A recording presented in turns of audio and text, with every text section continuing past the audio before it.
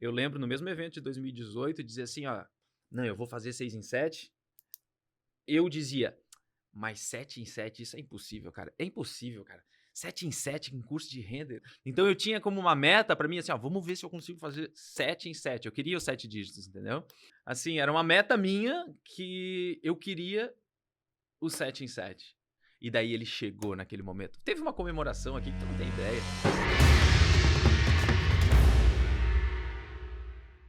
Opa, aqui é o Eric, bem-vindo a mais uma edição do podcast Faixa Preta, o podcast onde eu entrevisto alunos da Fórmula de Lançamento que conseguiram chegar à marca de 2 milhões de faturamento. Nessa edição eu estou entrevistando várias pessoas que conseguiram ainda em 2020, porque a gente está em 2020.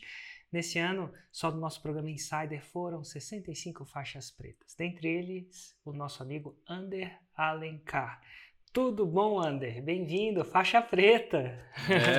Tudo bom, Érico? Obrigado pelo convite. Boa noite, galera. É isso Show aí, de chegou a bola. faixa preta, chegou a faixa Chegou, não preta. é que chegou, cara. Que massa. A Ó, tão sonhada. Ano passado bateu na trave, esse ano atropelei. esse ano atropelou, definitivamente, porque a gente nem chegou no final do ano ainda. E ao mesmo tempo, deixa eu só, por desencargo de consciência e porque resta a tradição desse podcast perguntar isso. No ano de 2020, Ander Alencar, você faturou mais de 2 milhões de reais com lançamentos? Sim, faturei. Excelente. Então aí, faixa preta. Vamos devagar sobre essa jornada. Inclusive, parabéns por um dos cenários mais legais que eu já vi aqui na entrevista do Faixa Preta. Sempre muito bem. Sempre muito bem. Essas luzes atrás dão uma certa profundidade. Você é um cara que fez fotografia?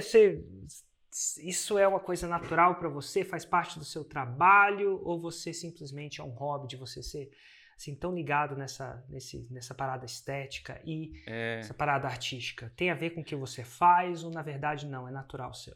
Não, tem a ver sim, porque como eu trabalho com renderização para arquitetura e estudei arquitetura, apesar de não ter me formado em arquitetura, larguei a arquitetura para justamente estudar desenho animado. Animação, renderização 3D.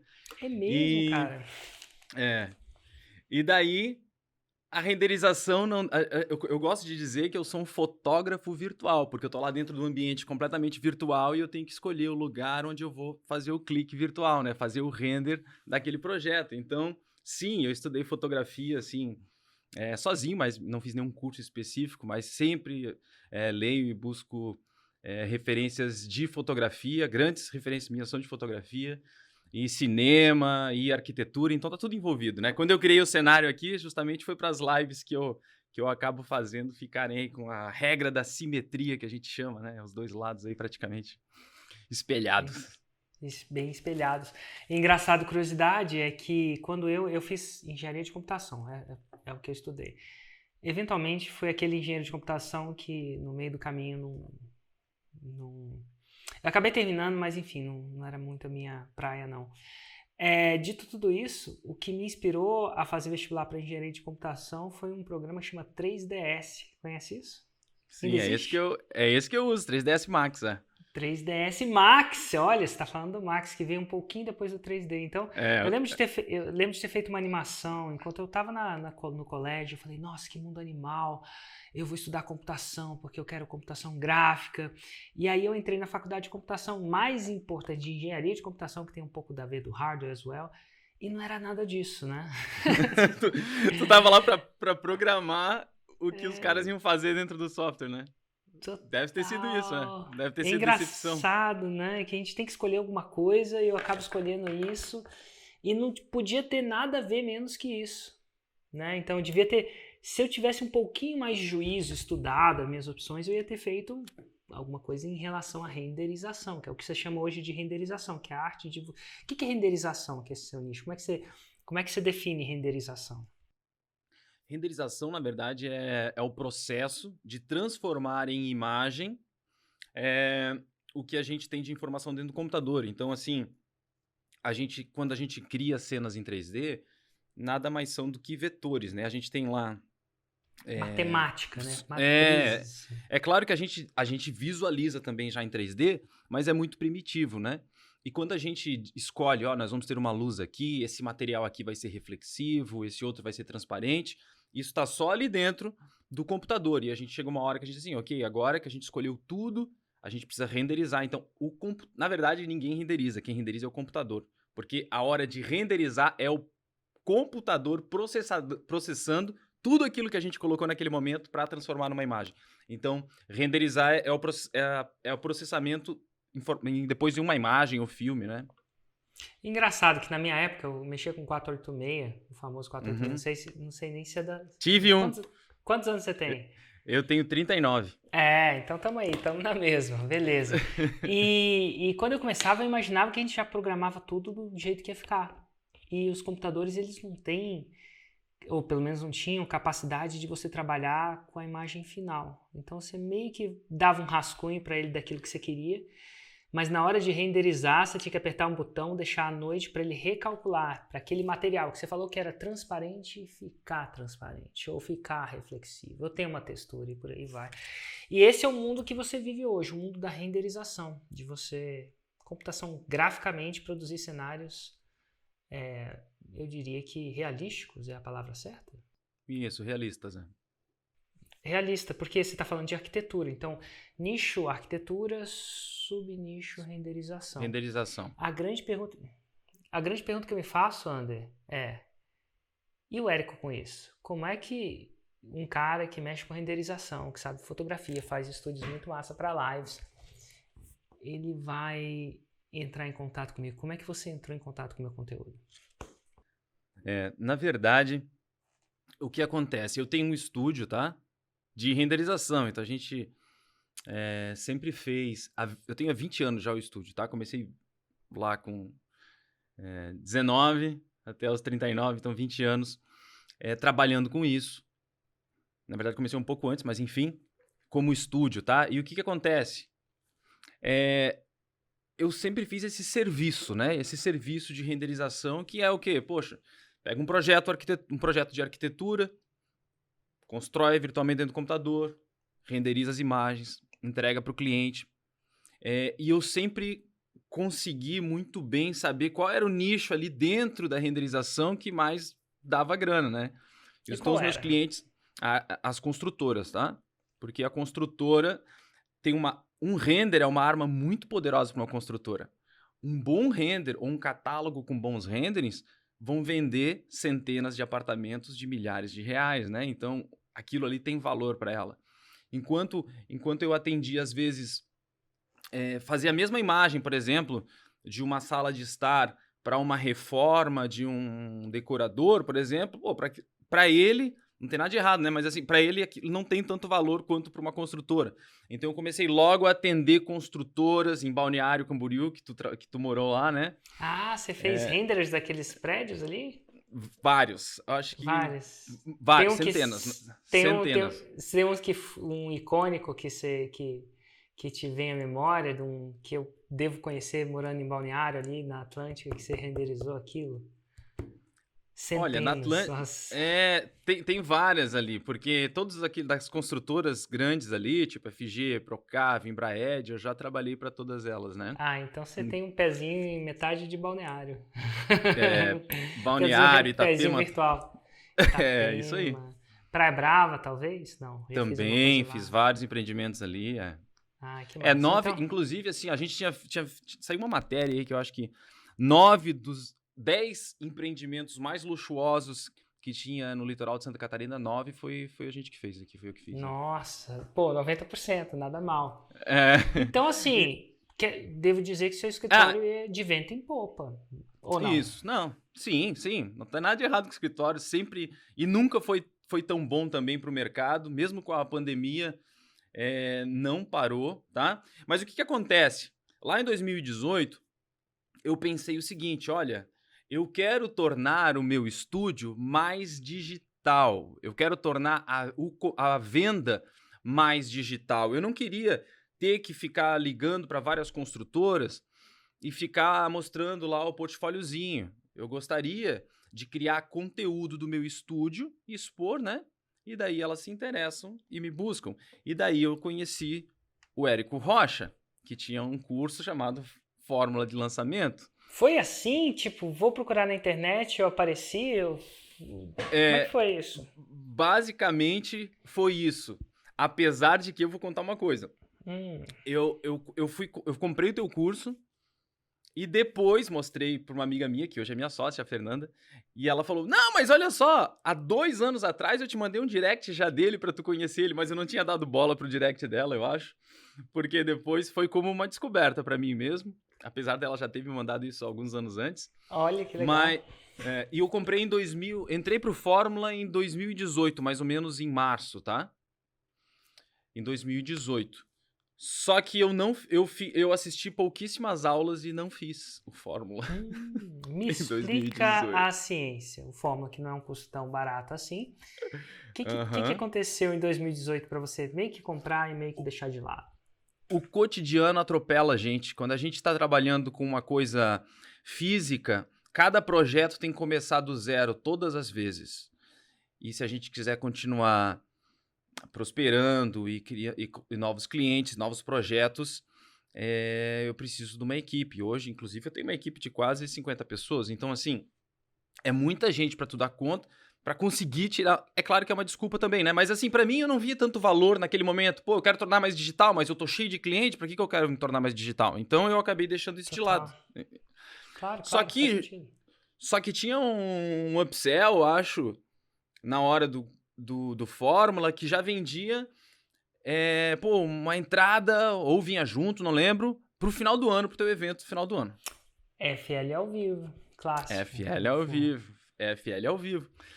Então eu acabei não fazendo em 2018, mas o FL ao vivo já estava comprado, e eu pensei, eu vou no evento, quem sabe eu me empolgo de novo. E daí eu fui pro evento em dezembro de 2018. Interessante. Olha que interessante. Ponto de vista meu, né? Que eu tenho um ponto de vista... É um ponto de vista estranho. O Fórmula era um curso que você podia fazer a qualquer hora. Né? Você comprou, tava, assim, mediante ao tempo, acho que era 1 ano, alguma coisa do tipo. Mas enfim, você podia fazer a qualquer hora. E aí, você podia fazer a qualquer hora, você tinha os seus clientes que estavam pagando os boletos, né? O boleto. E aí você tem um evento, que são 3 dias. Que em teoria você não podia fazer a qualquer hora, porque se você não fosse no evento, que você já tinha comprado o ingresso, você ia perder o evento. E aí, entre fazer o Fórmula, meio que fazer o Fórmula e no evento onde você foi pro evento. Então, um pouco de gatilhos mentais aí, né? Clássico gatilho mental. Você pode fazer, você sempre analisa as prioridades do dia a dia, só que no evento você provavelmente tinha alguma coisa a perder, que era o próprio evento, que ele não é gravado, aquela coisa toda. Na verdade, as gravações não são divulgadas, por aí. Interessante. Aí no evento ao vivo, o que acontece? Então foi 2018, deve ter sido muita 2018. Gente. 2018. Já estava bem grande. Tinha umas 5 mil pessoas. Já estava bem grande. É muito louco, né? Você mora onde? Só para eu ter uma noção. Em Blumenau. Blumenau. Então tá bom. Você foi no evento ao vivo. O que você lembra daquele evento ao vivo? O que você lembra? Para mim é uma pergunta diferente, porque, eu projeto essas paradas e 2 anos depois, o que será que a pessoa lembra de 3 dias que ele passou lá? Eu lembro que duas coisas foram importantes, assim, porque a primeira delas, que eu fiz questão de ir também, é porque eu queria muito que o meu irmão fosse comigo. Porque quando eu comprei já o ingresso pra mim e pra ele, já pra ir em dezembro. E daí eu queria que ele tivesse comigo, porque o meu irmão é um cara que a gente faz muita coisa junto. Então, assim, ele é arquiteto.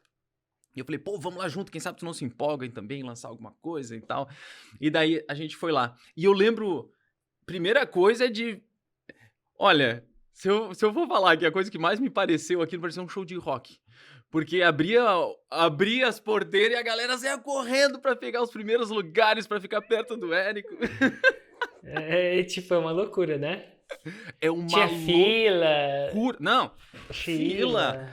Abria um negócio pro almoço, a galera saía e já ficava na fila já no almoço, ficava sentado ali. Tipo fila, tipo eu no show... do Paul McCartney esperando pra entrar. Era a galera assim, Total. Teve um show do Pink Floyd que eu fui em Londres. Foi o último deles. Acho que foi o último. Não, foi o primeiro que eles se reuniram. Eles se separaram para se reunir em 2005. Sim. Pra um show. E aí eu fui. Eu lembro que eu peguei meu lugar no Hyde Park. Era no parque. E aí eu falei, se eu for ao banheiro, eu não volto mais pra esse lugar. Como é que você chega e fala assim, com licença, deixa você ir lá na frente... Eu passei horas sem ir ao banheiro, só pra ver, mas Tô super feliz, faria de novo, porque foi o show da minha vida, um dos shows da minha vida. Mas enfim, show de rock, é isso que você lembra. O que mais? Tem mais alguma coisa que você lembra fora essa Não, é loucura da claro, né? entrada? Não, eu lembro muito bem de ter tido várias e várias sacadas ali. Foi ali que me deu os grandes cliques para eu imaginar assim, ó. Pô, eu não preciso usar eu não devo usar o Fórmula para o meu produto físico. Eu devo criar um produto, um infoproduto, alguma coisa que eu já domine para utilizar o Fórmula. E eu vi várias pessoas dando depoimento e percebi que, tipo, poxa, esse negócio funciona. Quando eu vi lá em cima do palco, sei lá, 600 pessoas que fizeram 6 em 7, eu falei, não acredito. Isso é realmente real. A Ina trabalhava com renderização, não sei se você lembra dela. Ela... Eu lembro muito, lembro até hoje, claro. Então ela tinha feito um 6 e 7, ela é super carismática, e daí ela deu o depoimento dela, ela até deu uma palestra, eu acho. E daí eu falei, pô, ela trabalha com render e ela fez um 6 em 7. E daí eu me empolguei muito lá, porque realmente foram vários cliques assim que eu senti que eu poderia criar um novo produto. Além do meu estúdio, eu poderia ter um outro produto. Ali foi a grande sacada. Para mim foi assim uma das grandes sacadas, né? E ver que era possível também, porque eu acho que uma das coisas legais de mostrar várias provas e ter as pessoas lá e poder conversar com elas é de que tu começa a ver que é possível para você também. Total. É você, a ficha cair, né? É a ficha cair. É, que eu não duvidado, que no fundo você compra, mas você, será que tem alguma coisa que eu não tô vendo? Será que tem uma pegadinha? Será que... Será que pra mim serve? Ah, não, mas o meu nicho é totalmente diferente. Eu acho que isso não funciona. Né? Tem sempre aquilo que tu fala. Geralmente o cara pensa que ele é a última florzinha do negócio. Pra ele é diferente, né? Ele é tão diferente. Sou um floquinho de neve, eu sou diferente. Você não me conhece, você não me conhece.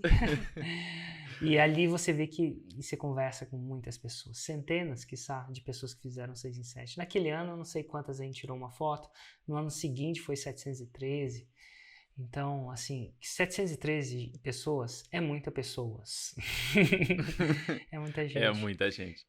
É muita gente. Enfim, que estavam então lá, né? Que você coloca no evento. Imagina as que não puderam ir ou que não foram. Imagina que as não puderam ir ou que foram e não estavam na hora da foto. Vai saber, né? Às vezes a pessoa fica na hora da foto, às vezes não fica. Inclusive, eu amarrei essa pulseirinha no braço. Porque eu falei, cara, eu queria tirar uma foto com 1000 pessoas que fizeram 6 7 naquele ano. Que tem gente que faz no ano anterior, definitivamente. Enfim, eu tava feliz e contente que ia ser esse ano que eu ia tirar a tal da pulseira. E aí veio a tal da pandemia, que a gente vai entrar um pouquinho mais detalhado mais na frente. Mas por causa da pandemia, o FL ao vivo esse ano vai ser virtual. Que é uma boa notícia e uma má notícia. Que a boa notícia é que você vai poder sair sem ter que viajar para São Paulo. Em teoria, você vai poder assistir de casa.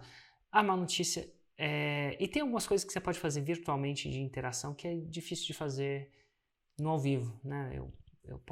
A gente pode criar salas, vai ser no Zoom, vai ser uma parada muito louca.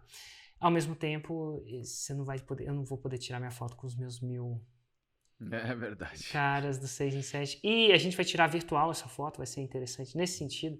Inclusive, a gente, se você é aluno da Fórmula, já fez o 6 em 7 esse ano, manda um e-mail para minha equipe, que a gente vai procurar até mandar os troféus antes para você tirar. Ao mesmo tempo, é difícil da foto ser tão acreditável, tão crível, quanto é você fazer ao vivo. Mas o mundo vai voltar ao normal, definitivamente. Vai. E é interessante que eu tenho colegas nos Estados Unidos que estão fazendo esses eventos virtuais. Né? Então, eu participo de um grupo nos Estados Unidos onde 16 pessoas fizeram esse evento que costumava ser no mundo real normal e eles fizeram virtual. E é engraçado no sentido de interessante. Em português a gente fala engraçado. Mas a gente não quer dizer engraçado, a gente quer dizer interessante. E aí, quando eu vou para os Estados Unidos, eu vou falar assim, é engraçado que... Aí o cara olha para mim e fala assim, Érico, isso não é engraçado. Não é engraçado. Interessante, não é engraçado. O que tem? Qual a graça disso? E eu morei muito tempo fora, demorou para eu tirar esse vício de linguagem quando eu traduzo o engraçado. Ah, engraçado que... Não, o interessante é que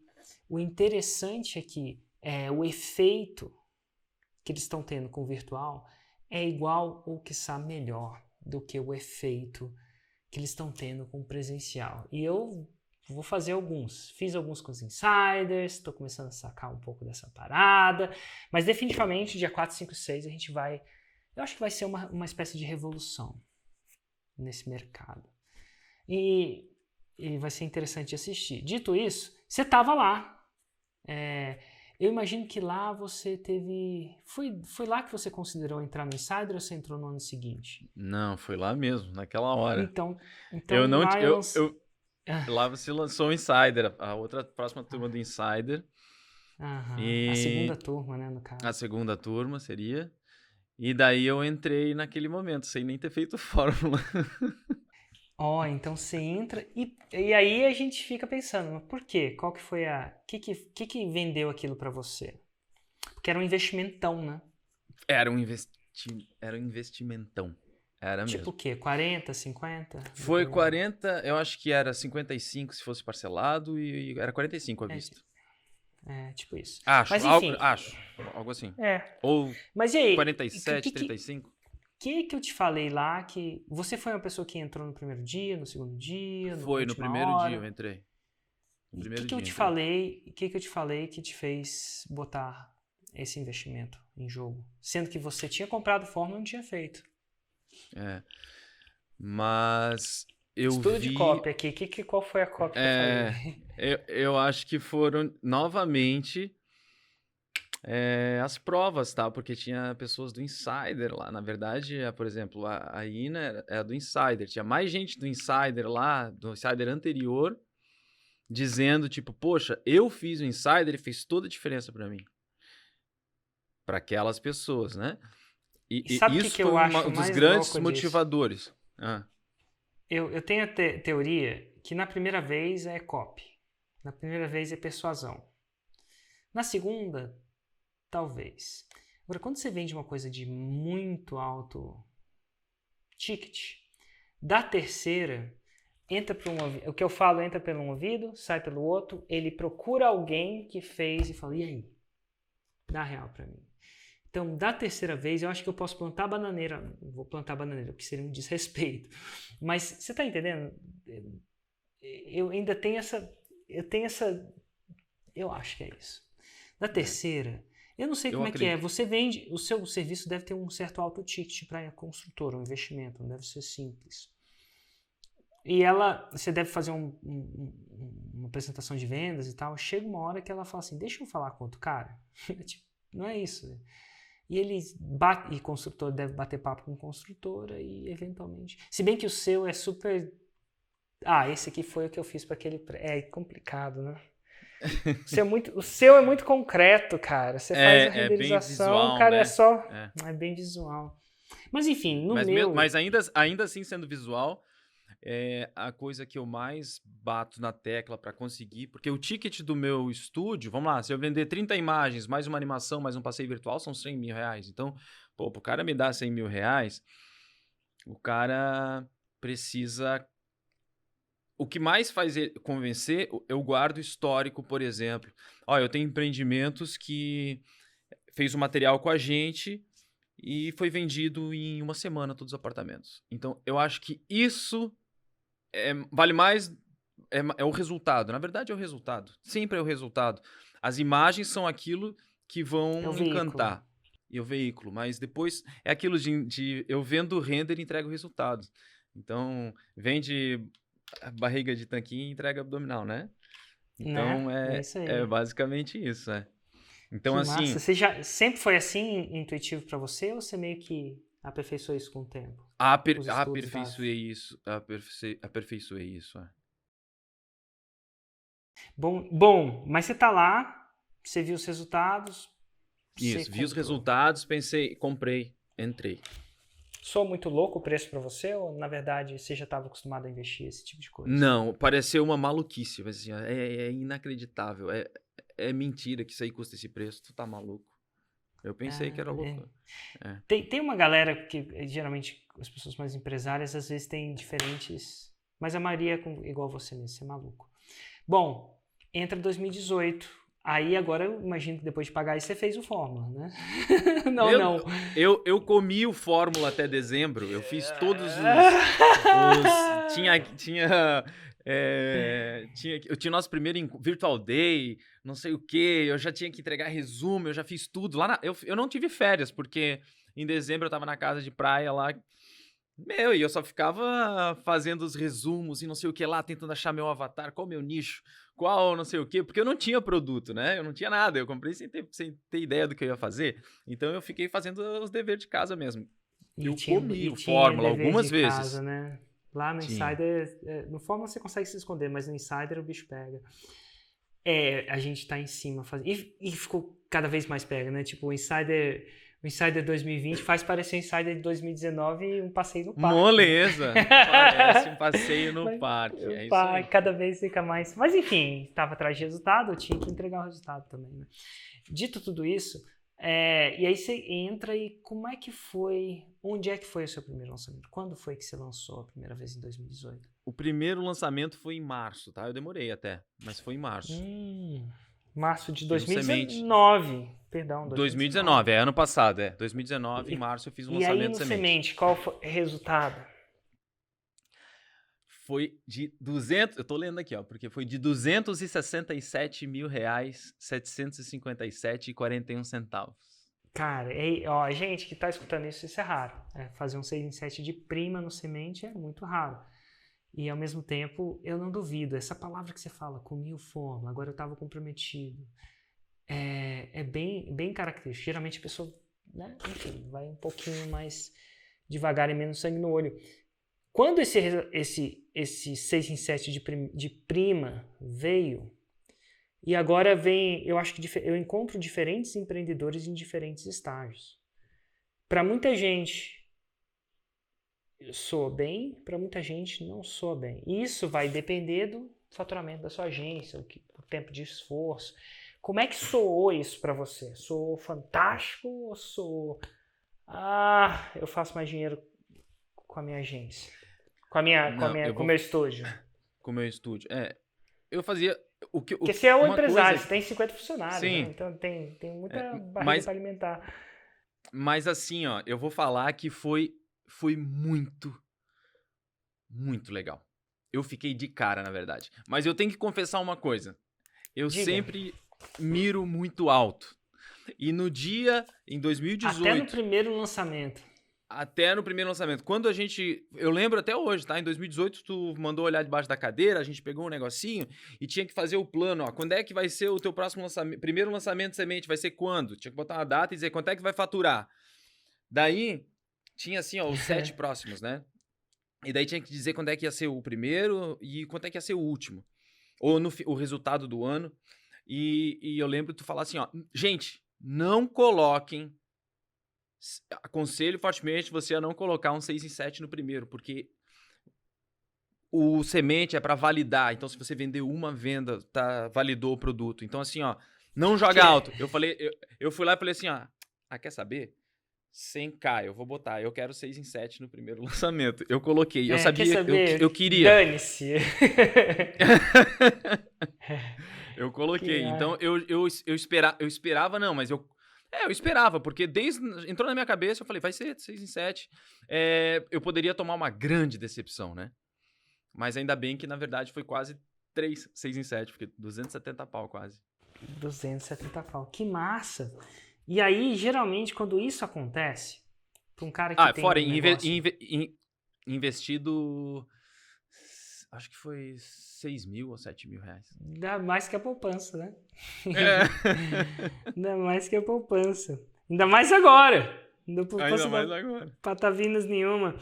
E aí eu fico pensando, eu tento desculpar essa história, porque você é um cara com estúdio que tava bem, e agora você tem uma coisa que gerou um 6 em 7 parrudo, né? Mais que um 6 em 7. E quer dizer que você agora tem um dilema. Provavelmente. Eu imagino que se eu tivesse nesse lugar ia ter um dilema. Onde eu invisto mais tempo? Roda em paralelo, não roda em paralelo? Como é que você lidou com esse dilema? E agora? Eu faço tudo isso, toda a minha empresa ir para esse lado? Como é que você lidou com isso? Porque agora você tinha visto, né? Não tem como desver. Isso. Não E tem aí, como desver. não tem como desver. E aí você tem que escolher, fazer escolhas. Ou, quiçá não, mas como é que você lidou com isso? A primeira coisa que eu pensei foi quando é que eu vou fazer o próximo lançamento, né? Quando é que vai ser o meu interno? Mas realmente tem um dilema aí. Porque agora eu tenho muita sorte de ter uma equipe muito foda no meu estúdio, que me deu autonomia para poder me dedicar aos lançamentos.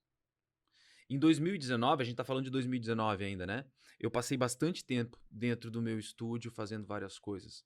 2020, eu peguei outra sala em outro andar do prédio. Isso aqui é em outro andar do prédio. Eu venho pra cá todos os dias gravar conteúdo.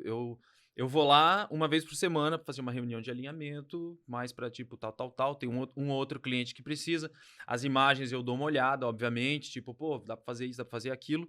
Mas é mais quando eu sou solicitado. Mas eu não estou. Ander. A Tipo, sua meu estúdio equipe não. anda sem você. É. O seu estúdio anda sem Isso. você. Então não era um Isso. dilema tão grande. Foi uma salvação. Não, Que bom. não, mas eu tive que construir isso também em 2019. 2020 que eu tô assim, entendeu? Entendi. Então Eu tive que fazer 2019. paralelo as duas coisas, 2019 a gente teve que andar bastante em paralelo. Então, quiçá, o dilema foi a solução. Porque aí você Foi. agora não só saiu com a capacidade de implementar os lançamentos, como saiu com uma equipe forte que, por sinal, tem um alto valor agregado para qualquer negócio. Qualquer negócio é a equipe, né?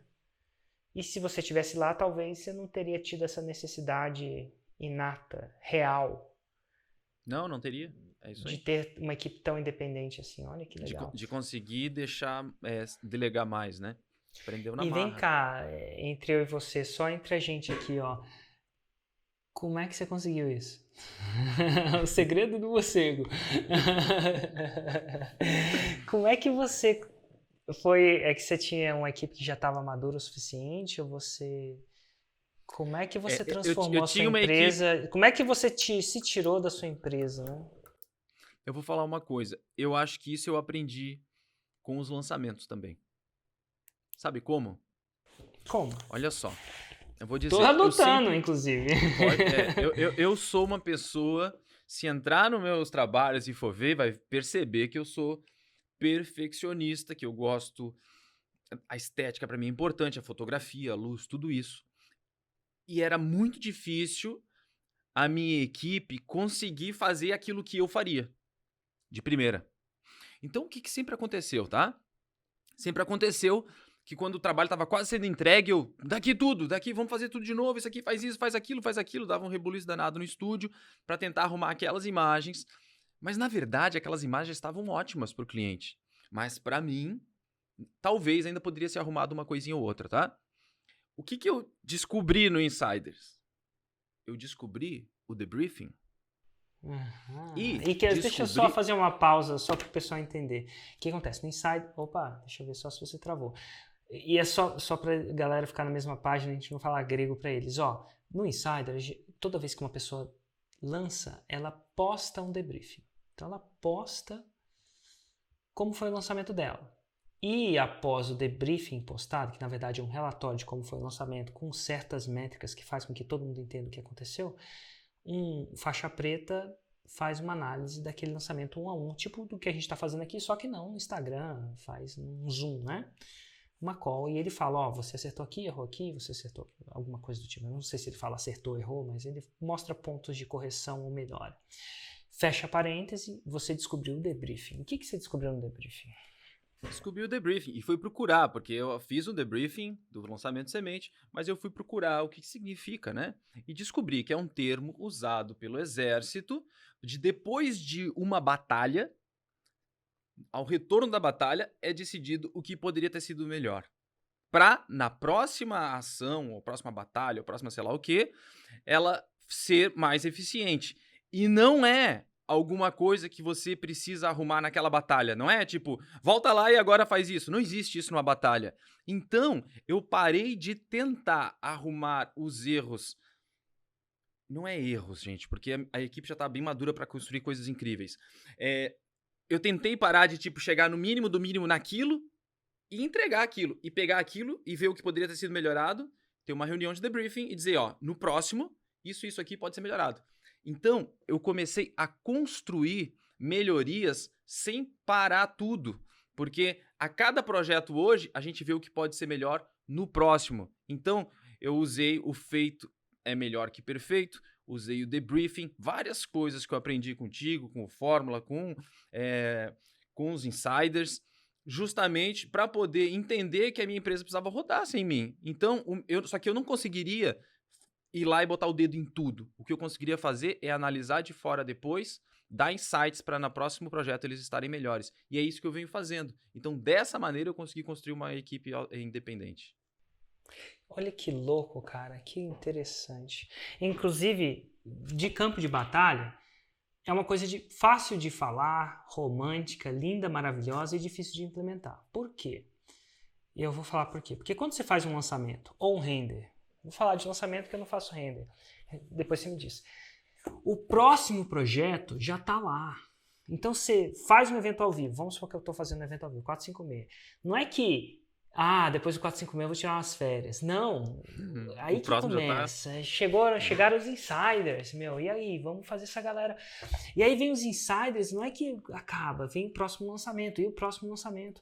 E a gente, nesse processo, nunca para fazer o quê? O debriefing. O debriefing é o que deu certo, o que deu de errado. O que deu de errado, a gente pode dar errado, mais umas 3 vezes, mas não 4. Ó, eu costumo falar, você pode errar isso aqui mais 15 vezes, mas não 16. Porque eventualmente, se você corrige, a pessoa começa a sacar. Interessante. Então, romântico, porém, você como gestor, né, como líder, você cavar tempo para fazer isso foi bem estratégico. Olha que interessante. Muito estratégico mesmo. Engraçado que a maioria das pessoas querem o The Wolf. Sabe o que é o The Wolf? O lobo? Não. O que é o lobo? Ó, qual foi o filme da sua vida? Assim, se você tem um filme que você fala assim, pô, esse é o filme que eu não podia morrer sem ter visto.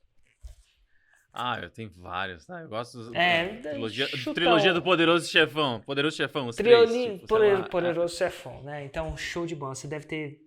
Cara, um dos, também tem vários, mas um dos que eu tenho, assim... Já vi várias vezes, e eu vejo e revejo, é o Pulp Fiction, do Tarantino. Inclusive, adoro também. Se eu pudesse voltar, se eu pudesse ir almoçar com alguém, eu queria almoçar com o Tarantino. Eu falei, cara, como é que se constrói aqueles diálogos, né? Tem essas neuras assim. Coisa de hobby. E no Pulp Fiction, você se lembra mais ou menos do plot do arco, da coisa?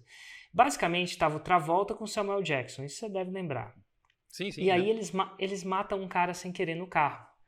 E aí o carro fica... E eles estão com uma mala super importante que, tipo... Eles não podem simplesmente deixar... Se eles estão andando com um cara cheio de sangue, a polícia não só prende eles, mas, pega essa mala que a gente nunca descobre o que é no final, enfim. De tudo isso. E aí eles entram numa casa e falam assim, e agora? Como é que a gente sai daqui? E aí eles ligam pro chefe dele, aí o cara vai chegar assim, peraí, eu vou chamar o Wolf, que é um careta lá. Aí eles ficam felizes, riam um pro outro e falam assim, esse cara vai resolver a nossa vida. E cortando a história simples, o cara chega lá e ele é um cara que resolve a parada mesmo.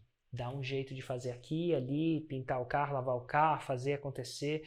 Eventualmente ele resolve, bota o carro no ferro velho, queima as provas e tal. Mas você entendeu que o Wolf resolve. E só que é o seguinte, no meu negócio, adivinha quem é o Wolf? É você. E no seu negócio? É você. E eu sou um Wolf não só pro meu negócio, porque pelo que eu faço, eu sou o Wolf do negócio, assim, das pessoas que conseguem me acessar. Pessoas que têm meu número de telefone. Da minha esposa eu não consigo sair. Eu sou o Wolf. Portão tá quebrado. Entendeu? Quem que ela vai chamar? O cara que vai resolver o problema. Não sei como é que você vai resolver, o portão tá quebrado. E a casa não pode ficar com o portão aberto. Quem resolve isso? Ele chama o Wolf. Então, assim, a gente é o Wolf de todo certo. E eu sou o Wolf até dos galera da minha família. Então, um tá concorrendo para um cargo político e ele teve um problema de... Agora, cargo político. Agora todo mundo quer aprender marketing digital. Sim. Ninguém queria, né? Mas agora todo mundo quer. E aí rolou uma parada lá e ele falou assim, Érico, como é que eu resolvo isso? E a parada é que eu comecei faz um tempo a falar o seguinte para ele, eu até consigo resolver isso. Eu falo para mim, eu até sei como resolve isso. Mas acontece também no lançamento. O cara tá no meio do lançamento, não faturou o que queria. Érico, como é que eu subo o lançamento? E eu sei algumas coisas para fazer isso. Eu sei alguns esteroides que você pode botar naquela massa muscular para resolver o problema. Eu sei como é que corrige a massa. Não é que corrige sempre, mas eu tenho uns truques na manga. Mas eu nunca dou os truques na manga. Porque se eu der o truque na manga, o cara não vai fazer o conteúdo, a fundação, o necessário. Vai chegar no outro lançamento, no meio do lançamento, desesperado, e falar assim, e agora? Como é que eu faço recuperação de vendas? Eu nunca ensinei recuperação de vendas. Você já parou para pensar que eu nunca ensinei recuperação de vendas na Fórmula? Verdade. Porque eu já tinha, não tem. E por que eu não ensino isso?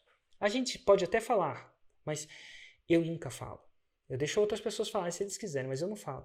Porque isso cria um cara que não foca no pipeline, né? No tubo que carrega água. Ele fica igual a gente. A gente fica sendo...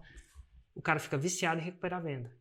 Teve um cara que, no começo da minha carreira, no Plat, lá atrás, os lançamentos deles não eram tão efetivos e ele corrigia onde? Telefone. Nada de errado usar o telefone, mas você depender do telefone... A gente nunca usou telefone. Não falar nunca é uma palavra tão forte, né? Mas eu não me lembro de ter autorizado tal ação. Se aconteceu, aconteceu meio que sem eu saber. Dito tudo isso, é uma coisa interessante. Você começou a trabalhar estrategicamente no seu negócio. Ao invés de ir lá e ser o Wolf, né? Você começou a preparar. Beleza, vocês dois aqui vão pra cadeia mesmo. Mas eu vou contar essa história aqui para todos os meus funcionários. Ninguém nunca vai matar um cara no carro quando estiver carregando uma mala. Uma mala interessante. Você trabalhou no seu negócio. Que interessante. Interessante. E hoje em dia você procura fazer isso na área de lançamentos também? Ou ainda não? Na área de lançamentos você está criando?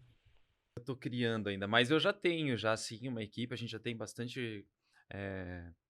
Tem uma equipe também com autonomia, né? Só que é diferente.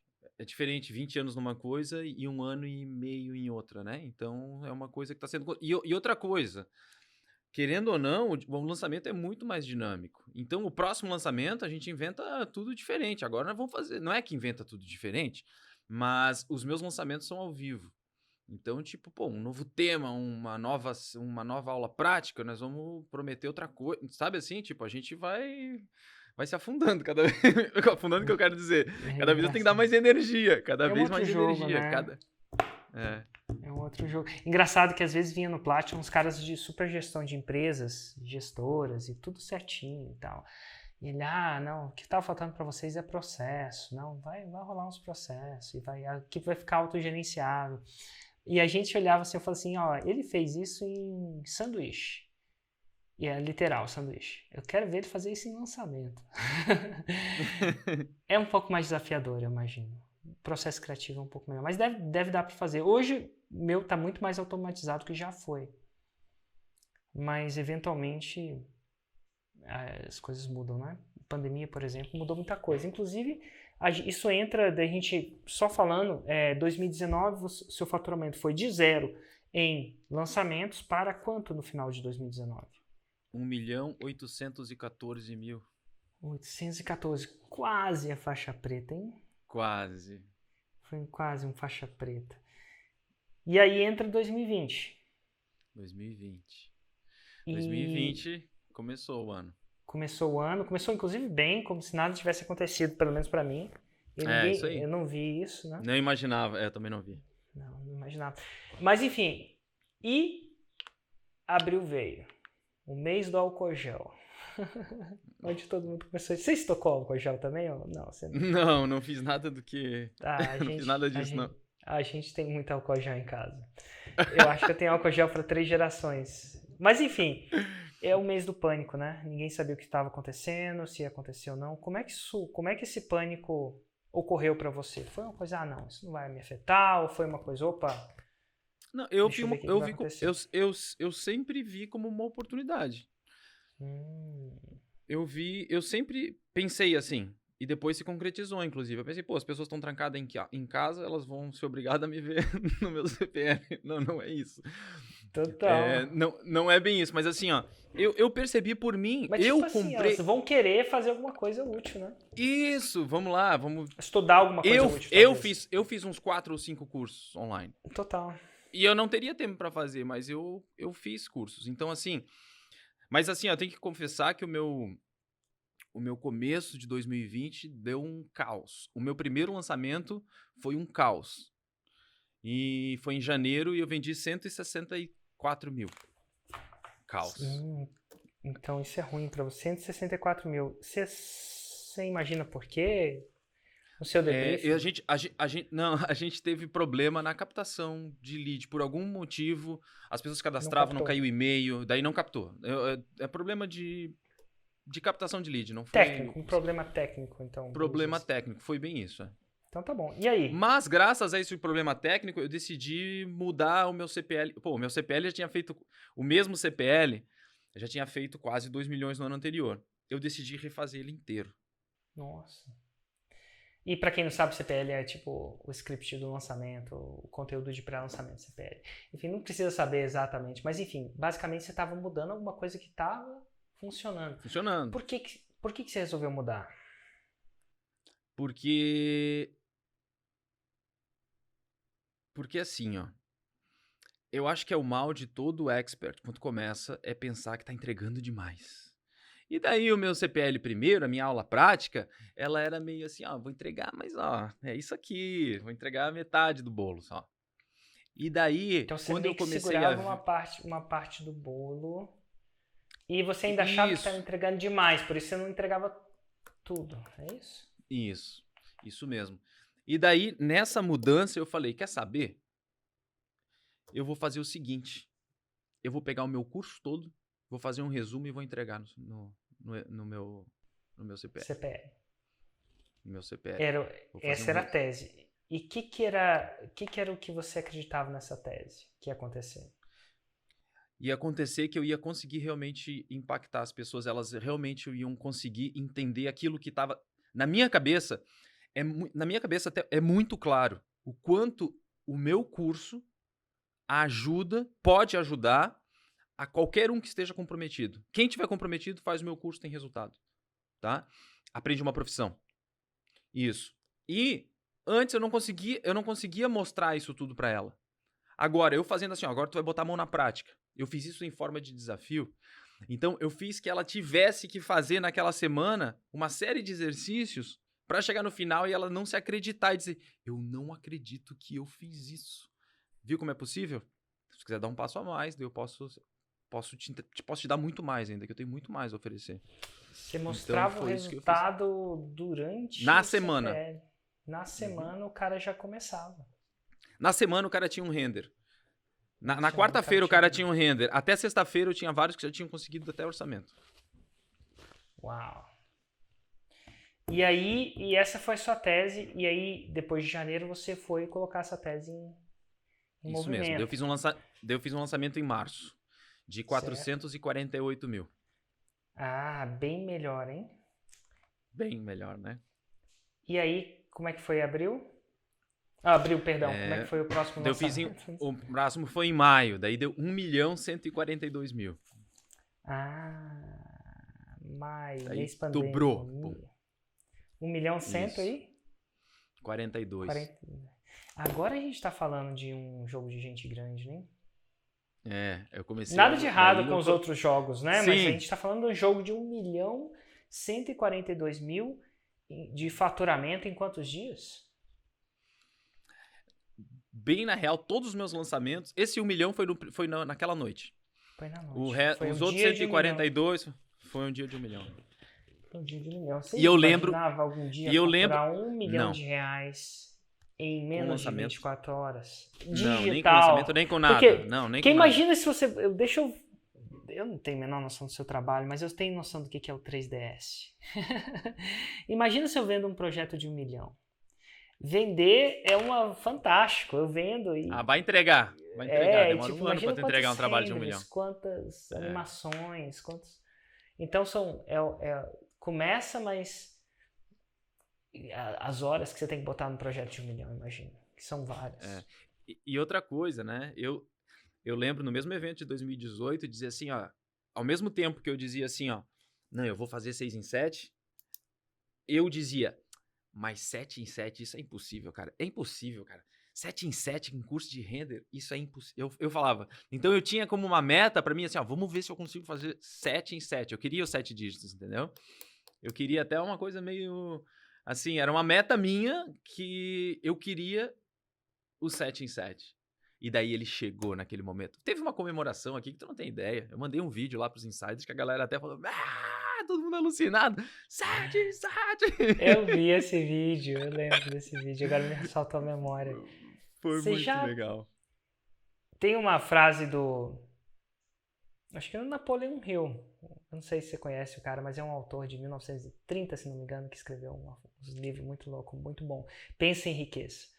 E ele fala que uma vez se a sua mente concebeu... Como é que é? Uma vez que a mente concebe, acontece. Então, a mente conceber. O que é a mente conceber? O 7 em 7 a sua mente não concebia. Mas chegou uma hora da sua vez e falou assim, cara, isso é possível. Não é que vai ser fácil, não é? Mas não é... Não, é só... Tem que estar idealizado, Não, tem que estar... Isso tem que estar claro. Uma coisa que eu sempre digo é assim, tem que estar claro pra você pra acontecer. Se não tiver claro pra ti, não tem como acontecer, né? Qual o próximo passo que você acredita que sua mente já concebeu? Que não aconteceu? 8 em 7. 8 em 7. Já concebeu? Já. Cara, o mais louco disso tudo é que a história do 8 em 7 é que, por muito tempo, no Plat mesmo, ninguém fez, aí o Mário fez primeiro, aí depois eu fiz uma vez, aí depois nunca mais fiz. Passei um ano a poder... Às vezes acontece de você atingir um pico de performance em certa coisa. Tem gente que escreve um livro e nunca mais escreveu aquele livro, né? O Código de Da Vinci para o Dan Brown, ou talvez para o Pink Floyd foi o Dark Side of the Moon. Eles não fizeram 2 Dark Sides of the Moon, só fizeram um Dark Side of the Moon. Então eu achava que o 8 em 7 tinha sido o meu Dark Side of the Moon, que é o álbum... E depois eu não fazia outro Dark Side of the Moon. Sei lá, de repente as coisas se alinharam muito ao meu favor, naquela época, naquela hora, com aqueles parceiros, com aquele momento do Brasil. Então não dava. Até que depois de 2, 3 anos a gente volta a fazer o 8 em 7 com consistência. Esse ano antigamente na Ignição teve até o pessoal da minha equipe que pintou o cabelo quando fez 8 em 1. Ninguém pinta mais cabelo quando faz 8 em 1. Não, quando faz 8 em 7. Então assim... Eu até digo isso, porque antes a gente tinha um negócio que, tipo, quando começou... aquela equipe toda, aquele negócio todo. Agora, tipo, vai ter um... Ó, pra ter uma ideia, hoje eu tô lançando meu irmão também, tá? Meu irmão tá aqui na sala do lado e a gente tá lançando ele hoje, ó. Ele tá... Qual é o produto, como ele chama? Arquitetura. Vem cá, você tá falando que seu irmão tá lançando agora. Eu perguntei, o que é o nicho dele, o que é o produto dele, só pra eu ter uma noção. É arquitetura. Ele também tem um escritório já há um bom tempo. E ele ensina a gerir um escritório de arquitetura para ter lucratividade, para ganhar grana com arquitetura, né? Eu fiz o semente dele. A gente fez uns 6 em 7 também com o semente dele. Ah, que massa. Vem cá, qual que é o Insta dele? Vai que tem arquiteto que queira. O Insta dele é @Nicolas Alencar, com CH. Nicolas Alencar. Nicolas e o Ander. Enfim... Ou depois pergunta pro Ander, que eu tenho certeza que ele vai mandar pro Nicolas. Mas enfim, sim. A gente estava falando, antes da Nossa Senhora da Internet... Que chegou a 1 milhão, e daí a gente visualizou... Visualizou... Tu estavas falando dos 8 em 7 8 em 7, Então assim, não é impossível não, inclusive agora é comum. Inclusive agora não é só comum, mas a gente fez isso várias vezes esse ano. Eu não sei se a gente não fez isso esse ano.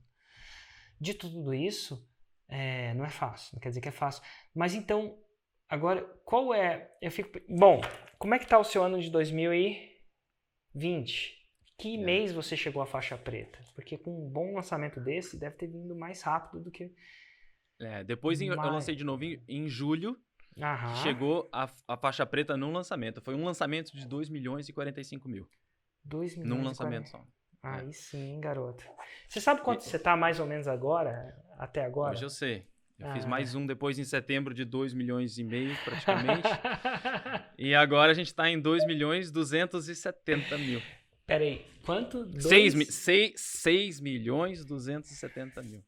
Que massa, cara. Você tá ligado que você é o cara da trave, né? Porque você, pelo que Porra! tá vendo, você vai bater na trave do segundo grau. Vou bater na trave e não vou fazer os 10, cara. Eu tô assim, ó, ainda mais que agora com eleição e Black Friday a lead triplicou. Eu tava planejando fazer 3.8, 3.25 eu precisava pra chegar, mas olha... A Black Friday sempre vai triplicar, inclusive. Mas você pode fazer uma Black Friday. Se precisar resolver isso. Dito tudo isso, que massa, cara. Então você já tá indo pro segundo grau. É uma coisa, é uma questão de tempo. Engraçado isso, né? Engraçado não, interessante isso, né? Interessante. Era o seu objetivo no começo do ano? Ou você... Não, o meu objetivo era a gente conseguir a faixa preta. Conseguir os 2, 3, eu pensei assim, né? Mas quando a gente começou a fazer de 2, uma coisa que me ajudou muito, tá? Foi a entender... olha, muito, tá? Vou falar que me ajudou muito. Tanto pro meu produto, pra eu... Uma das coisas que fez eu virar o jogo, vamos dizer assim, ó, de sair de 1 milhão para 2 milhões, 2 milhões e meio, foi eu consegui realmente ter mais resultados dos meus alunos. E para isso, eu nada mais apliquei do que o método Érico Rocha de ter desafios para os seus alunos, para obrigar eles a fazer um negócio, porque se deixar solto, eles não fazem. Então... Pergunta como é que eu sei disso. Você comprou a fórmula lá atrás e nem fez, né? É isso aí. Mas como é que foi? Então... Conta mais sobre isso. Isso é uma parada que começou esse ano no Insider. A gente virou quase que uma parada séria do negócio. Depois eu te conto como é que surgiu o desafio. Eu não sei se você sabe a história real não sei, de como surgiu. Sei. Mas vamos lá. Conta primeiro como você implementou nos seus alunos para eles conseguirem resultado. A primeira coisa foi que eu comecei a entender, pelo menos para mim, que o lançamento, eu precisava primeiro... Eu entendi que assim, ó, o meu CPL estava funcionando. Né? Para chegar no final e converter.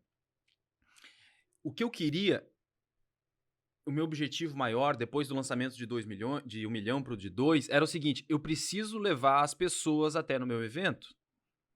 Para isso, eu comecei a fazer R2X de evento. Eu peguei o meu evento e como eu fiz desafio no meu evento, ó, tu tem que fazer um render, eu peguei os melhores renderings e os depoimentos, porque eles eram obrigados, tipo assim, ó, para poder ter tirar o certificado do evento, ele tem que postar na comunidade. Que era o lançamento, né? Que era o lançamento.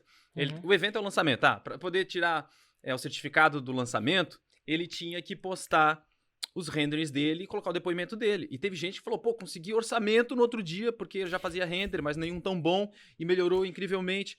Então, eu entrevistei essas pessoas, assim, via Zoom, e elas falaram coisas incríveis sobre o evento. Então, no outro evento, os meus criativos eram assim, ó, meu Deus, o evento, o render é o poder, mudou minha vida, porque, pô, eu já consegui cliente, eu consegui um emprego, olha o meu render que eu fazia antes, olha o render que eu faço agora.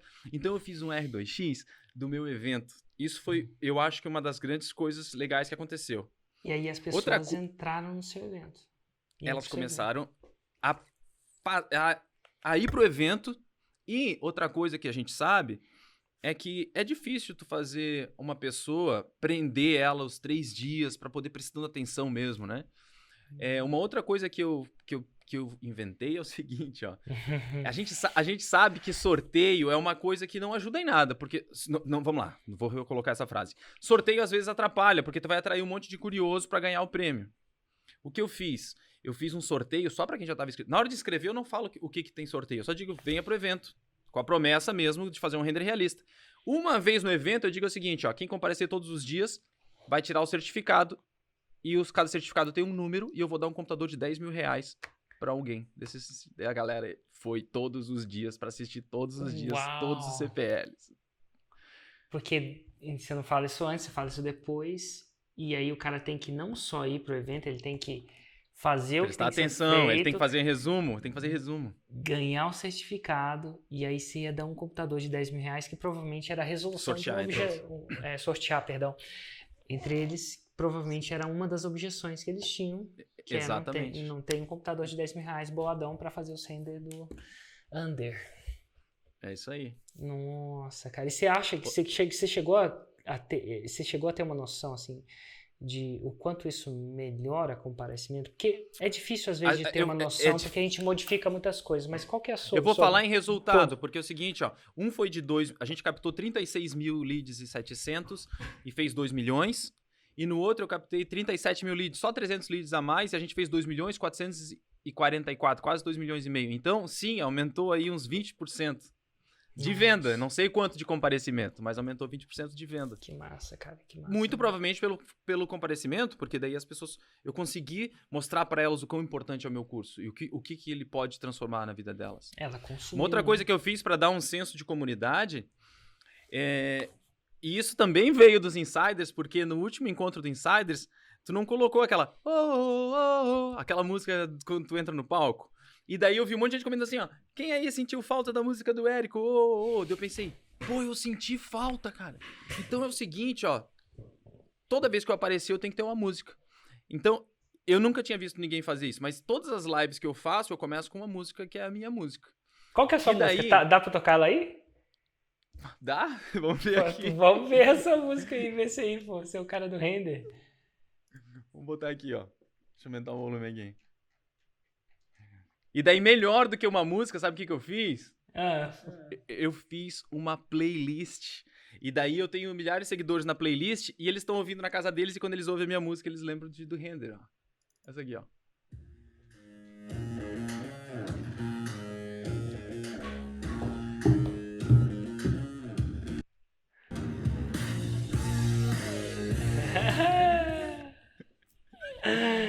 É isso aí.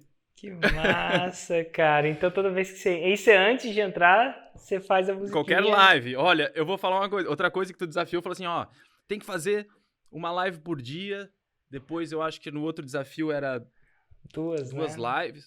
Eu fiz 3. Igual eu fiz 3 também, olha que louco.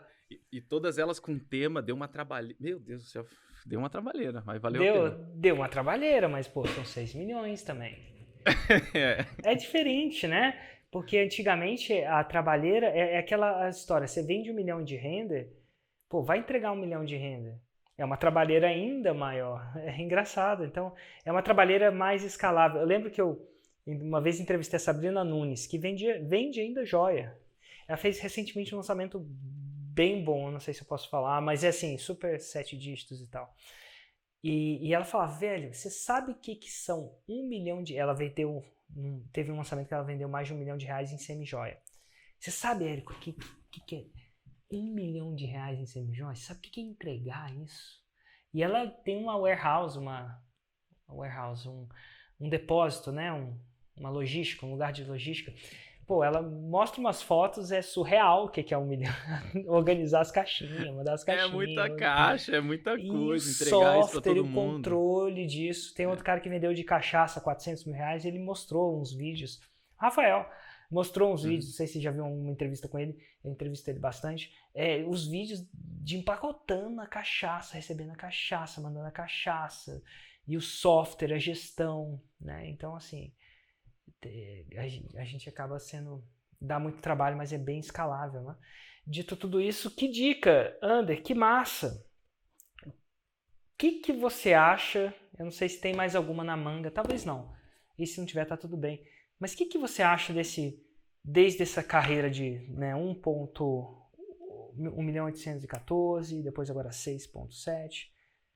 O que você acha que você faz agora, que você não fazia antes? E o fato de você não fazer antes deixava o dinheiro na mesa. Não precisa ser muito grande, não. Você deu o exemplo desse certificado, né? Que agora você dá o certificado, sorteia um computador de $10 mil para quem faz a coisa acontecer. É um exemplo. Teoricamente, quando você não fazia, você estava deixando dinheiro na mesa, em teoria, né? você falou que aumentou pouco mais as suas leads e faturou muito mais. E você tem alguma outra que te salta a memória? Fala assim, pô, esse hackzinho, essa coisinha me fazia deixar dinheiro na mesa. Se eu soubesse isso antes, minha vida ia ser melhor. Eu tenho um negócio, mas antes eu não sei se eu poderia fazer, porque tu não ia deixar. Olha, diga, o que é? É o seguinte, eu pensei Eu acho que eu vou deixar. Eu pensei muito sobre como que eu poderia... os meus lançamentos são ao vivo. E eu vejo que eu gosto muito de estar ao vivo. E eu percebo que quando eu estou ao vivo no CPL, no lançamento, o pessoal interage muito comigo e gosta. E eu achava um desperdício de energia esperar até segunda-feira. Uau, você abre no domingo. Eu achava... Não. Você abre na sexta. Eu abro assim, Tô tentando... eu termino o CPL 3 e digo, gente, para os super, hiper comprometidos, vocês têm 2 horas para comprar. E é geralmente ali que eu vendo os 2 milhões que precisa, tipo, porque é a hora que ele tá... Na noite. E você cria essa antecipação antes? Como que assim? vai abrir na noite? Ou é uma surpresa para eles? Não, eu aviso. Eu já... O primeiro eu não avisei. O segundo, não. E depois que eu vi os criativos do Sincero Ladeirinha, eu pensei, eu já vou avisar logo que eu vou abrir esse negócio pra galera se preparar com o cartão, com tudo. Gente, a próxima turma vai abrir também lá no finaleira da noite, pra comemorar. Eu tenho um presente especial que vai ter uma nova turma. Por isso que eu digo que tu não deixaria fazer. Hoje, mas é engraçado que eu postei isso. Na verdade, julga-se uma coisa que é quando, e você conhece os insiders, né? Você tem uma noção, quando o cara não é faixa preta, eu tendo a evitar de fazer isso. De deixar ele seguir fora da cartilha. Eu tendo, cara, faz a cartilha primeiro. Resolve sua faixa preta. Quando a pessoa sai da faixa preta, isso aí entra na faixa preta, aí é um trabalho contrário, de eu insistir que ele faça isso. Insistir que ele faça isso. Foi isso que aconteceu, porque eu lembro de ter postado e dizer assim... Tem alguns players fora que fazem, né? Tem uns players fora que fazem. Não sei se você conhece o Stu McLaren. Não, eu não sei. Eu nem sabia que faria. Eu pensei que eu tivesse inventado esse negócio. O próprio Jeff Walker começou a fazer testando. Então, assim, o próprio Jeff Walker era o cara que inventou a fórmula a fórmula original, né? Então, ele já fez algumas vezes. Às vezes ele faz, às vezes ele não. E a pergunta que eu me faço, eu já fiquei tentado também. Porque no ao vivo, quando eu faço ao vivo, no tempo que eu podia fazer com auditório, lembra com auditório? Para aquela galera lá, quando acaba a câmera, eu dou essa mesma oportunidade. Então eu faço isso de verdade. O que faz minha tese, o que faz a tese, a vantagem de você fazer lá é que a galera já tá lá com você. A desvantagem é que você tem 2 menos dias para empilhar o tsunami, né? Para você, empilhar o tsunami, quem tá entendendo? Mas não é uma coisa ruim, não. Eu acho que você deve continuar fazendo. Mas sabe o que eu faço? Eu escrevi... mas não conta para os faixas brancas e faixas verdes. Tampem os ouvidos. Tampem os ouvidos. O que eu faço é o seguinte, ó. Eu escrevi um copy que no final da venda é exatamente como se eu dissesse o seguinte, ó. Eu digo, segunda-feira vai abrir oficialmente a turma, se prepare, porque vai acontecer isso. Agora, para quem tá aqui, eu faço uma oferta especial e tá aqui. O que acontece? Eu termino a live, a gente edita, corta a parte que não foi. Quem entrou depois nem sabe o que aconteceu. Nem sabe o que aconteceu. Então quem recebe o e-mail continua com o efeito tsunami. Não é igual, mas existe. Tem uma coisa que é engraçado, na pandemia eu também estou fazendo cursos. E tem um site, inclusive vou te falar, eu acho que são 2 que você vai gostar. Fiz vários, mas esses 2 são o 80-20 da parada. E não são aplicações óbvias. Então o que acontece? No processo de criatividade, você deve saber muito bem, um cara mais faixa preta, que acontece? Para eu criar novas coisas, eu não crio nada, eu combino. É mais um processo de combinatividade. Você combina uma coisa que você viu em Paris, um design que você viu em Paris, com um design que você viu em Roma, você cria e aquilo, a combinação daquilo vira, como diria Murilo Gun, existe criatividade, existe combinatividade. Então, eu estou todo o tempo explorando coisas que não tem necessariamente uma aplicação mais técnica com venda e marketing. E tem duas coisas que eu gosto muito. Te dei uma dica.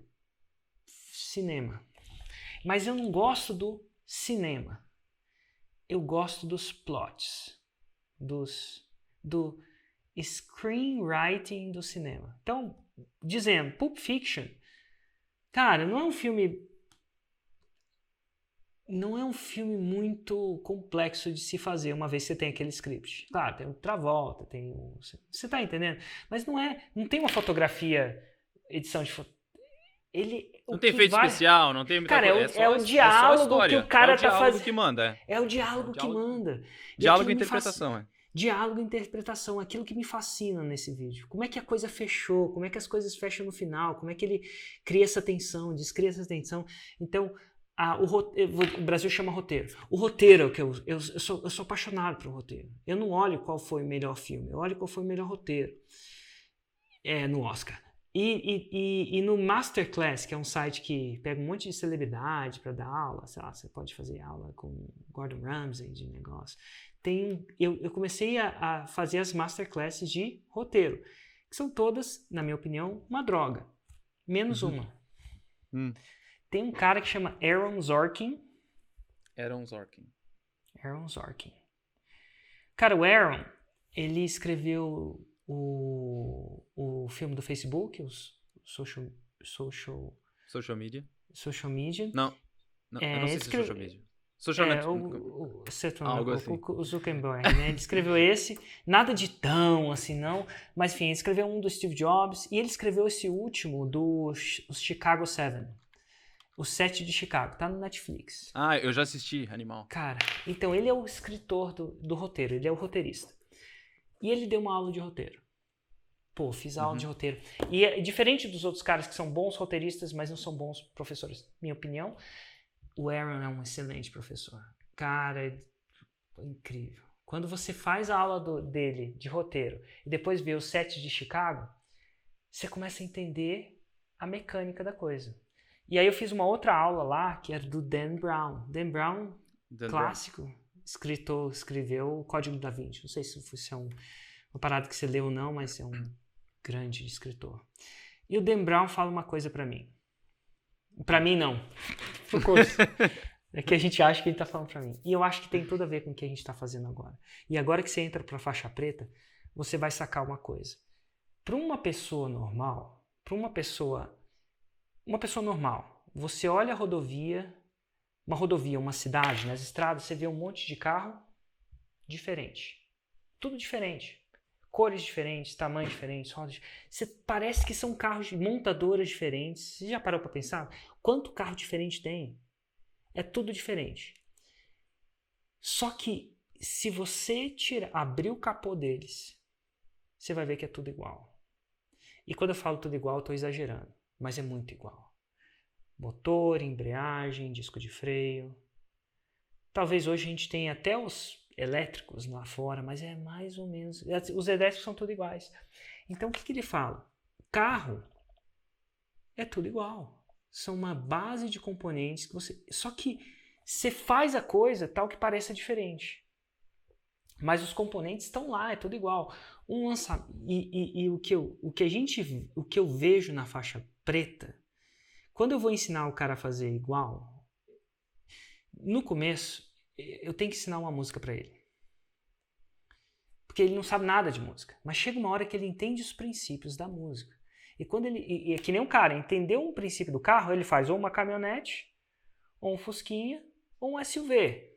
Ele faz, porque ele sabe como é que o carro funciona. Então ele modifica uma coisa ali e ali. Então eu, como professor, para os meus alunos mais jovens, eu não... Cara, faz esse carro aqui primeiro, depois faz esse carro aqui primeiro. Depois, quando você fizer 20 carros, aí você vai fazer um carro. Porque, naturalmente, você aplica os princípios e faz um carro que para o mundo é completamente diferente. Mas para quem é engenheiro, Ele fala, pô, peraí, o que ele fez? Criou escassez. Ele só não criou escassez na segunda, ele criou escassez na sexta. Ah, ele criou reciprocidade. Ele não criou reciprocidade ensinando. Ah, ele resolveu objeções. Não precisa ser. Ah, eu sei que isso pode parecer muito bom demais para ser verdade, mas ele simplesmente resolveu a outra objeção. Porque no final das contas vai chegar uma hora que quando você vai entender tanto de carro que vai ser, tudo igual. Não é igual, mas é tudo igual. Porque você abre o capô e você vê, é assim que funciona um carro. E aí o Dan Brown, ele fala isso no curso dele. Ele fala assim, e best-seller? Thrillers, né? Que ele dá aula de thrillers. Thrillers é um best-seller que tem suspense, né? Pô, você vira uma página, você quer dormir e diz, filho da que ronca e fuça. Vou ter que perder meia-noite. Eu vou ter que saber o que acontece com o Langdon, ou sei lá o que. Então, e ele fala aqui, thriller. Eu não sei como é que chama isso no português. Romance. Como é que chama? Suspense, não? Livro de suspense é tudo igual. E aí o que ele faz? Ele levanta o capô e fala, é assim que funciona. Quando você levanta o capô, o Aaron também fala assim, um bom script é tudo igual. Eu vou te falar umas coisas aqui, depois vou te dar o script do... Eu vejo, inclusive na internet dá para você puxar os roteiros, né? Que, de verdade, você pega o roteiro de Pulp Fiction, você pode ler o roteiro, o que o cara deu pro diretor criar a cena. E ele dá o roteiro assim. Então, e eu descobri, e a maior decepção da minha vida é que eu achava que o diretor criava essas coisas. Não.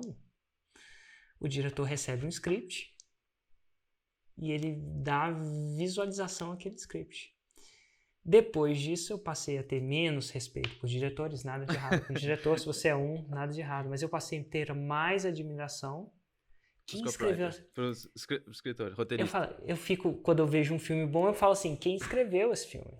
Não quem dirigiu. Que dirigiu também, mas eu falo, quem escreveu isso? Quem escreveu essa história? Quem escreveu? Quem pensou nessa... Quem pensou como é que esse cara... Enfim. E aí o que acontece? Bem-vindo à faixa preta. Onde agora... como você entende tanto do capô de tudo, vão ser muitos testes. E aí a minha maior dificuldade com os faixas pretas é fazer eles testarem. Porque não é com você, porque eu vejo isso no seu DNA. Desde cedo ser um cara que tem um certo apetite por risco, conforto com o risco. A maioria das pessoas tem dificuldade de modificar um lançamento que já faturou 2 milhões. Né? Então vai ser um trabalho que eu acho que o seu é mais fácil. Você parece que não tem problema com isso. Eu quero mudar o de janeiro, eu quero fazer tudo de... Exatamente. E vai ser muito bom ter esse tipo de... Porque a gente tem várias pessoas rebeldes, agora mais... Antigamente, eu evito que o cara seja rebelde, né? Eu tô completamente, cara, seja clássico. E agora seja rebelde. Porque eu comecei a ser rebelde também. Os lançamentos ao vivo é uma rebeldia, né? O FL ao vivo virtual, como vai acontecer, é uma rebeldia. Você vai ver que é uma rebeldia. No Brasil é uma rebeldia. Então, enfim. Agora eu vou te pedir a última dica. Né? Se você fosse morrer e cair morto... Não, brincadeira. Vamos lá. Pra galera que tá assistindo e aspira a faixa preta, se você pudesse dar uma dica para eles, qual seria? Pesada. Sabia? Não, mas eu vou dizer que eu recebo essa pergunta muitas vezes. Quando descobrem que eu faço, que eu lanço, me perguntam muito, tipo assim, até inclusive eu perguntar, poxa, o que tu acha do Fórmula? O que tu acha disso? Eu digo, vai, mas é o seguinte, se pudesse dar uma dica, o que diria? Apesar de eu estar aqui me dizendo que eu fiz coisas que não são diferentes, eu tomo muito cuidado antes de fazer uma alteração, saber se aquilo é um dos princípios, se aquilo é a base, né? Se aquilo é fundamento. Se aquilo é fundamento, eu posso mudar o dia do fundamento, mas se ele tá ali, né? Então, assim, eu tomo muito esse cuidado. Mas o que eu digo é o seguinte, ó. Seguir a fórmula. A coisa que eu mais vejo, muita gente vem assim e eu não tenho tempo. Eu tô lançando meu irmão, mas eu não tenho como ficar lançando mais gente, nem quero isso também, tá? Mas é o seguinte, as pessoas vêm, tipo, ai, meu lançamento, eu assim, tá, mas isso aqui você fez? Não, mas por quê? Ah, porque o meu negócio é não sei o que lá, daí é isso aqui é desnecessário. Ah, YouTube, não, pra mim, YouTube não funciona, tipo, mano, tipo assim, sabe assim, ó, essas coisas, não, pra mim, pra mim, página de descrição não funciona, eu só vou fazer na live direto, assim. Então, assim, eu vejo que eu gosto muito de um podcast teu que fala uma coisa que diz mais ou menos o seguinte, ó. Que tens mais dificuldade em que as pessoas que se acham super inteligentes e rápidas terem resultado do que aquela que às vezes até duvidam de si, porque essas seguem mais à risca as coisas. Então, a fórmula, ela é simples. E tu mesmo diz isso. Ela é fácil? Não é fácil. Tu tens que fazer várias coisas para fazer funcionar. Mas é simples? Sim, é muito simples. Tão simples que às vezes as pessoas duvidam que é só isso, eu tenho que fazer isso, daí não faz, porque quer mudar já. Então, se eu tivesse um conselho, siga à risca como deve ser um lançamento, com os gatilhos mentais, com prova, com promessa, com tudo isso. A coisa que eu mais vejo é o seguinte, eu tô lançando, não consigo fazer. Deu assim, uma cara veio no Instagram perguntar pra mim, eu falei, beleza, qual é a tua promessa em uma frase? Ah, não, é que a minha promessa não dá pra falar assim numa conversa de elevador. Deu, porra, então tá tudo errado. Né? A minha não dá, do resto do mundo dá, mas a minha... E outra coisa que eu vou dizer é o seguinte, ó.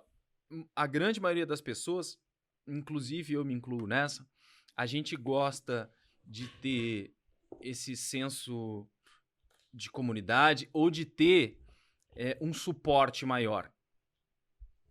E olha, tu não precisa que eu fique falando do insider ou não, mas fez toda a diferença no meu resultado. É simples. No ano que eu fiz o Fórmula 100 sem insider, meu faturamento foi 0. No outro ano, foi de quase 2 milhões.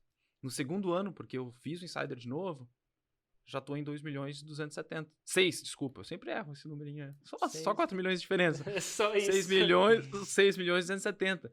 Então, eu acho que isso é uma coisa que eu vejo muito claro hoje. Quando eu entrei, eu falei que era um valor absurdo, né? Lembra que eu no começo perguntou assim, o que tu achou do valor do insider? Eu falei, não, para mim esse investimento era fora da minha realidade para um negócio desse. E hoje eu consigo ver isso claramente porque eu tenho um produto.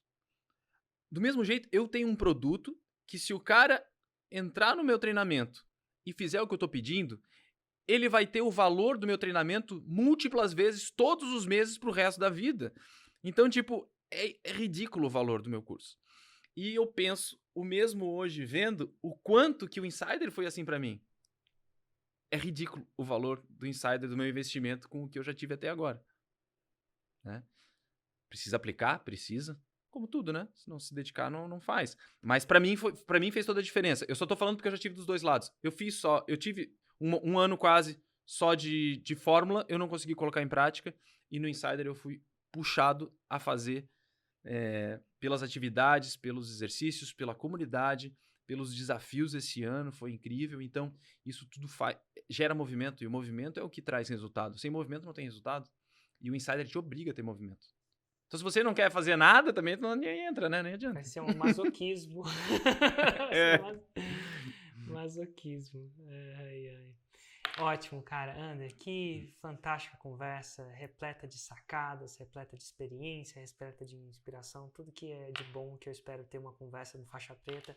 Termino esse episódio dizendo a seguinte frase que deve estar presente para você, mas eu não canso de repetir. As pessoas pensam que a faixa preta é o destino, mas agora que está começando. Bem-vindo ao começo. É isso aí. Agora começa. Obrigado. Cara, um grande abraço e muito obrigado pela participação. Tchau. Um abraço, cara. Valeu, tchau.